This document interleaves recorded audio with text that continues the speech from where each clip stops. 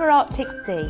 The two crucial omega-3 fatty acids are EPA and DHA, and these are primarily found in fish such as calamari, salmon, anchovy and cod. Both eicosapentaenoic acid and docosahexaenoic acid contribute to the maintenance of normal blood pressure, heart and blood triglyceride levels. DHA, when taken by women, contributes to normal brain development in the fetus and breastfed infants. Omega-3 fatty acids are incorporated in many parts of the body, including cell membranes. Omega-3 is an important ingredient and it should be included in a healthy diet.